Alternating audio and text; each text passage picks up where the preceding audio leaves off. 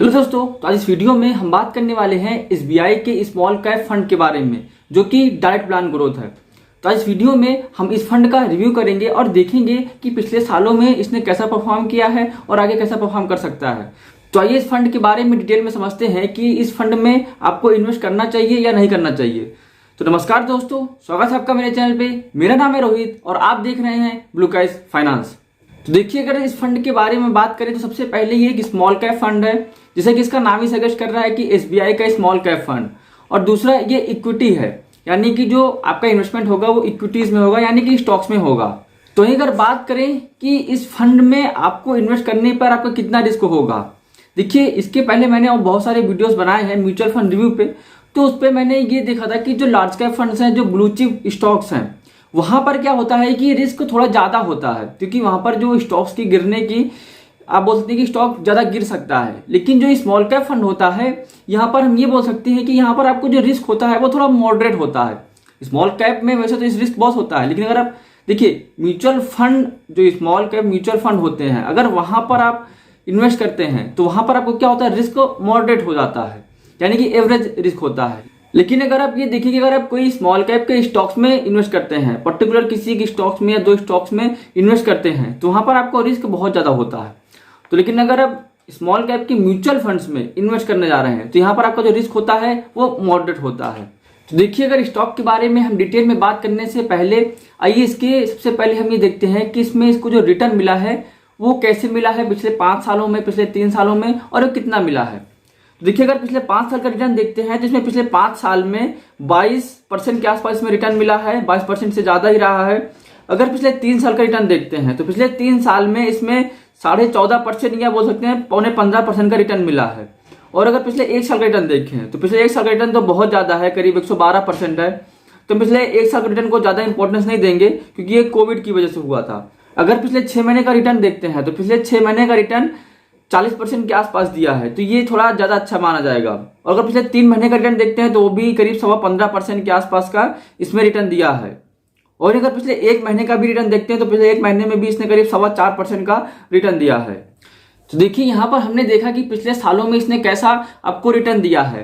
तो देखिए, अभी हम एक डेटा आपको शो करने जा रहे हैं, स्क्रीन पे आप देखेंगे, जिसमें हम देखेंगे कि आपने अगर 1000 रुपए से एसआईपी किया है पिछले 5 साल, 3 साल और 1 साल में, तो आपको वहां पर कैसा रिटर्न मिला होगा। तो आप स्क्रीन पे देख सकते हैं कि अगर आप पिछले 5 साल से 1000 रुपए की एसआईपी पर मंथ करते आ रहे हैं, तो देखिए अगर पिछले 5 साल में देखेंगे तो आपका जो टोटल इन्वेस्टमेंट हुआ है वो 60,000 रुपए हुआ है। तो वो जो 60,000 रुपए हो, तो अगर आप उसकी वैल्यू देखेंगे आज, तो वो वैल्यू हो जाएगी करीब 1,04,692 रुपए। तो जो कि आपको जो रिटर्न मिला है ये 22% के आसपास मिला है एनुअली। तो जो आपको प्रॉफिट होगा, ओवरऑल आपका जो प्रॉफिट हो रहा है वो आप ये देख सकते हैं कि 44,692 रुपए का आपको प्रॉफिट हो रहा है। और अगर पिछले 3 साल का डेटा देखते हैं तो अगर आप 1000 रुपए की एसआईपी पर मंथ करते आ रहे हैं तो पिछले 3 सालों में आपने 36,000 रुपए का अपना इन्वेस्टमेंट कर रखा है। और अगर वो 36,000 रुपए की वैल्यू आज देखते हैं तो 3 साल बाद, तो यहाँ पर आपकी जो वैल्यू है वो 55,561 रुपए है। और यहाँ पर जो आपको प्रॉफिट हुआ है वो प्रॉफिट करीब 19,500 के आसपास है। अब अगर पिछले 1 साल का डेटा देखते हैं तो पिछले 1 साल में आपने अगर 1000 रुपए की एसआईपी पर मंथ कर रखा है, तो यहाँ पर आपको जो टोटल इन्वेस्टमेंट होगा वो 12,000 होगा। और जो टोटल वैल्यू होगी आज के समय में वो होगी 17,645 रुपए, यानी कि जिसमें आपको जो प्रॉफिट हो रहा है वो 5,645 रुपए का इसमें आपको प्रॉफिट हो रहा है। तो यहाँ पर आपने देखा कि अगर आप 1000 रुपए की एसआईपी करते आ रहे हैं पिछले 5 सालों में, 3 सालों में, तो आपको यहाँ पर रिटर्न किस तरीके से मिला, आपको इसमें कितना प्रॉफिट हो रहा है। तो अभी हम एक डेटा और देखेंगे कि अगर आपने 10,000 रुपए लमसम में इन्वेस्ट कर रखा है तो उसमें आपका जो रिटर्न मिलेगा वो कैसा मिला हुआ है। तो आप अभी स्क्रीन पे देख सकते हैं। देखिए, अगर आपने पिछले 5 सालों में, मतलब पिछले अगर 5 साल पहले आपने 10,000 रुपए लमसम में इन्वेस्ट कर दिया होगा, तो उसमें देखिए आपको जो रिटर्न मिल रहा होगा वो 22% के आसपास मिला, 22.11% है। तो उसकी जो टोटल वैल्यू हो जाएगी आज के समय में, जो आपने 10,000 रुपए इन्वेस्ट किया था, तो उसकी वैल्यू हो जाएगी 27,164 रुपए 5 साल पहले। अगर आपने 5 साल पहले, सॉरी आपने 3 साल पहले अगर आपने 10,000 रुपए इन्वेस्ट कर रखा होगा इस फंड में लमसम में एक साथ, मतलब अपना अगर आपने 10,000 रुपए इन्वेस्ट कर रखा है, तो आपको वहां पर 14.5% या 14.76%, मतलब 15% के आसपास में रिटर्न मिला है। जहां पर आपको जो टोटल वैल्यू हो जाएगी 15,121 रुपए हो जाएगी। तभी आप स्क्रीन पे एक और डेटा देख रहे होंगे कि अगर आप पिछले 1 साल में आपने 10,000 रुपए इन्वेस्ट कर रखा होगा, तो यहाँ पर देखिए आपको जो एक साल में रिटर्न मिला है वो बहुत ज़्यादा दिख रहा है, करीब 112% के आसपास। ये कोविड की वजह से हुआ है, तो आपका जो इन्वेस्टमेंट हो गया होगा, अगर आपने एक साल पहले इन्वेस्टमेंट कर रखा होगा तो आपका जो टोटल वैल्यू हो जाएगी आज के समय में वो हो जाएगी 21,186 रुपये। और अगर आपने 6 महीने पहले अगर आपने 10,000 रुपये लमसम में इन्वेस्ट कर रखा होगा तो यहाँ पर आपका हो जाएगा 13,957 रुपये, करीब 14,000 के आसपास। और वहीं अगर आपने 3 महीना पहले आपने इसमें 10,000 रुपये इन्वेस्ट कर रखा है तो आपका जो टोटल अमाउंट हो जाएगा वो 11,570 रुपये हो जाएगा, यानी कि आपको 15% का रिटर्न मिल रहा होगा। और वहीं 1 महीने पहले आपने अगर 10,000 रुपये इन्वेस्ट कर रखा है तो यहाँ पर आपको जो अमाउंट हो जाएगा वो 10,418 रुपये हो जाएगा, जो कि आपका रिटर्न मिल रहा है करीब 4.25%। तो अभी तक हमने ये देखा कि पिछले सालों में अगर आपने 1,000 रुपये का SIP किया हो या फिर आपने 10,000 रुपये लमसम में इन्वेस्ट किया हो तो आपने देखा कि आपको कितना रिटर्न मिल रहा होगा। तो आइए इसका NAV देखते हैं कि करंट में इसकी NAV क्या चल रही है। तो वो जिसकी NAV है 87.52 रुपीज़ के आसपास इसकी NAV चल रही है। और अगर इसकी रेटिंग देखते हैं तो इसकी रेटिंग जो है वो 4 स्टार है। और अगर इसका जो फंड साइज है, फंड साइज इसका देखेंगे तो करीब 7,311 करोड़ के आसपास इसका फंड साइज है। तो अगर बात करें मिनिमम इन्वेस्टमेंट अमाउंट की, तो देखिए आप इसमें मिनिमम कितना इन्वेस्ट कर सकते हैं। देखिए अगर आप SIP स्टार्ट करने वाले हैं तो आपको मिनिमम 500 रुपये तो इन्वेस्ट करना ही होगा।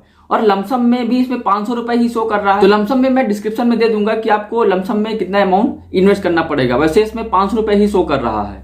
तो आइए बात करते हैं इसके सबसे इंपॉर्टेंट पॉइंट की। सबसे इंपॉर्टेंट पॉइंट है यहाँ पर एक्सपेंस रेशियो। देखिए एक्सपेंस रेशियो यहाँ पर आपको करीब 0.9% के आसपास लग रहा है, जो कि अगर इसका कैटेगरी एवरेज देखते हैं, जो कि स्मॉल कैप कैटेगरी है, इसके अगर एवरेज एक्सपेंस रेशियो देखते हैं तो वो करीब 1.42% है।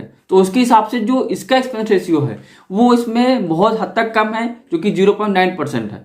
अब देखिए अगर एग्जिट लोड की बात करें, एग्जिट लोड यानी अगर आप 1 साल तक अपने पैसे को इन्वेस्ट करके रखते हैं तो 1 साल बाद अगर अपने पैसे को रिडीम करते हैं तो वहां पर आपको कोई भी एग्जिट लोड नहीं देना होता है। और वहीं अगर आप 1 साल के पहले अपने पैसे को रिडीम करना चाहते हैं तो 1 साल के पहले आप जितना रिडीम करेंगे उसका 1% आपको देना होगा।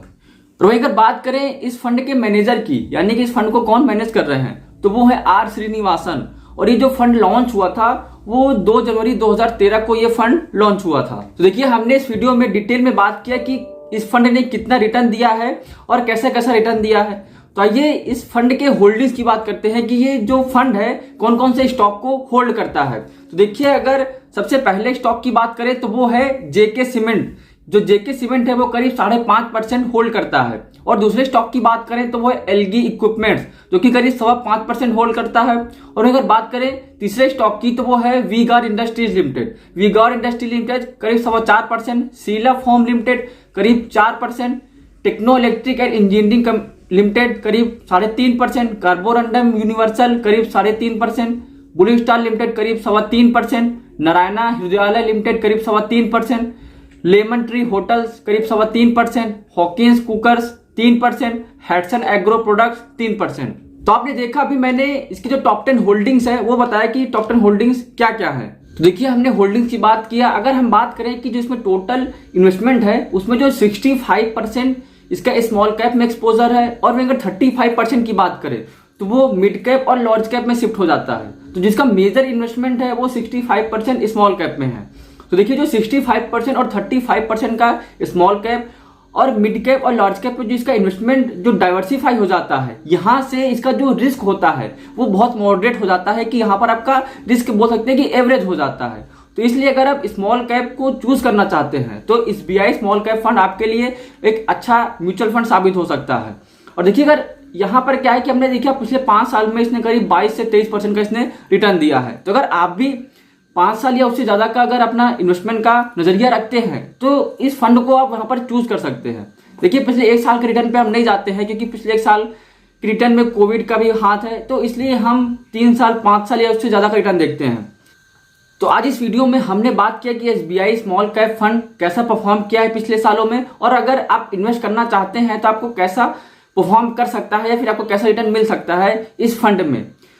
तो आई होप आपको वीडियो पसंद आया होगा। अगर आपको वीडियो पसंद आया हो तो आप वीडियो को लाइक कर सकते हैं। अगर आपको ऐसे ही वीडियोस चाहिए, यानी कि अगर आप म्यूचुअल फंड या स्टॉक मार्केट या फिर म्यूचुअल फंड के रिव्यूज की वीडियोस चाहिए तो आप मेरे चैनल को सब्सक्राइब कर सकते हैं। तो आज के लिए इतना ही, मिलते हैं अगले वीडियो में।